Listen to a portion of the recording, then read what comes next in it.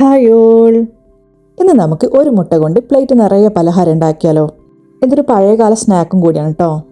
ഇതെന്നെ അട്രാക്ട് ചെയ്ത് ഇതിൻ്റെ പേരാണ് കേട്ടോ ചേമ്പപ്പം. പക്ഷെ നമ്മളിതിൽ ചേമ്പൊന്നും ചേർക്കുന്നില്ല കേട്ടോ. ഇത് ഫ്രൈ ചെയ്ത് കിട്ടുമ്പോൾ നമുക്കൊരു ചേമ്പിൻ്റെ ഷേപ്പിലാണ് കിട്ടുന്നത്. അതുകൊണ്ടായിരിക്കും ഇതിൻ്റെ പേരങ്ങനെ. എനിക്കറിയില്ല കേട്ടോ കറക്റ്റ്. അപ്പം നമുക്ക് ടൈം കളയാതെ ഈ ചേമ്പപ്പത്തിൻ്റെ റെസിപ്പി നോക്കിയാലോ. ഇതൊക്കെയാണ് ഇൻഗ്രീഡിയൻസ്. ഇതിലിപ്പോൾ മെയിനായിട്ട് വേണ്ടത് ഒരു മുട്ടയും പിന്നെ ഒരു 1/4 കപ്പ് പാലുമാണ്. ഇതൊക്കെയാണ് ഇൻഗ്രീഡിയൻസ്. ഇതൊക്കെ ഞാൻ ഡിസ്ക്രിപ്ഷനിലും കൊടുക്കുന്നുണ്ട് കേട്ടോ. ഇനി നമുക്ക് ചേമ്പപ്പത്തിൻ്റെ മിക്സി പ്രിപ്പയർ ചെയ്യാം. അതിനായിട്ട് ഞാൻ ഒരു ബൗളിലോട്ട് എഗ്ഗ് പൊട്ടിച്ചൊഴിക്കുന്നുണ്ട്. ഇനി ഇതിലോട്ടൊരു 1/4 കപ്പ് പാലൊഴിക്കാം.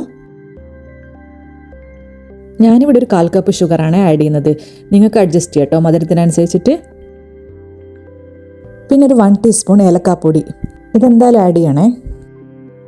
മധുരം ഒന്ന് ബാലൻസ് ചെയ്യാൻ വേണ്ടിയിട്ട് ഒരു പിഞ്ച് സോൾട്ട് ഇട്ട് കൊടുക്കാം. ഇനി ഇത് നല്ലപോലെ ഒന്ന് മിക്സ് ചെയ്ത് കൊടുക്കുക. എന്നിട്ട് ഈ പഞ്ചസാരയൊക്കെ നല്ലപോലെ അലിയണം കേട്ടോ. ഇതുപോലെയാണ് വേണ്ടത്. ഇനി ഇതിലോട്ടേക്ക് ഒരു 3 ടേബിൾ സ്പൂൺ അരിപ്പൊടി, വറുത്തതോ വറുക്കാത്തതോ എന്തായാലും കുഴപ്പമില്ല കേട്ടോ. ഇനി 2 ടേബിൾ സ്പൂൺ മൈദയും കൂടി ഇടാം. ഇനി ഇത് നല്ലപോലെ ഒന്ന് മിക്സ് ചെയ്ത് കൊടുക്കാം. ഈ മിക്സി ഇപ്പോൾ ലൂസായിട്ടാണ്. നമുക്കതുകൊണ്ട് കുറച്ചും കൂടി അരിപ്പൊടിയും മൈദപ്പൊടിയും ഇട്ട് കൊടുക്കാം. ഞാൻ 1 ടേബിൾ സ്പൂൺ അരിപ്പൊടിയും 1 ടേബിൾ സ്പൂൺ മൈദയാണ് ആഡ് ചെയ്യുന്നത്.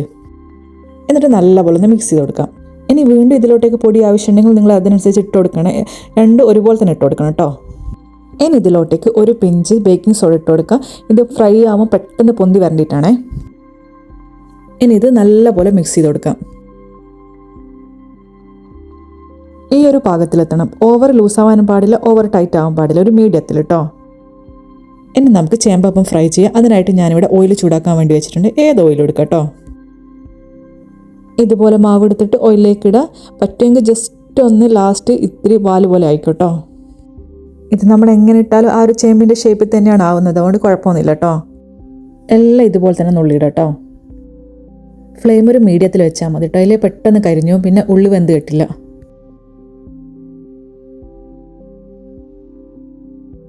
ഇതിനെ മീഡിയം ഫ്ലെയിമിൽ തിരിച്ചും മറിച്ചിട്ടിട്ട് ഗോൾഡൻ ബ്രൗൺ കളർ ആവുന്നവരെ ഫ്രൈ ചെയ്തെടുക്കാം. ആ ഒരു ഗോൾഡൻ ബ്രൗൺ കളർ ആവുന്ന ടൈം കൊണ്ട് തന്നെ ഇത് നല്ലപോലെ ഫ്രൈ ആയിട്ടുണ്ടാവും. ഇതിപ്പോൾ നല്ലപോലെ ഗോൾഡൻ ബ്രൗൺ കളർ ആയിട്ടുണ്ട്. ഇനി ഇത് നമുക്ക് ഓയിലിൽ നിന്ന് മാറ്റാം.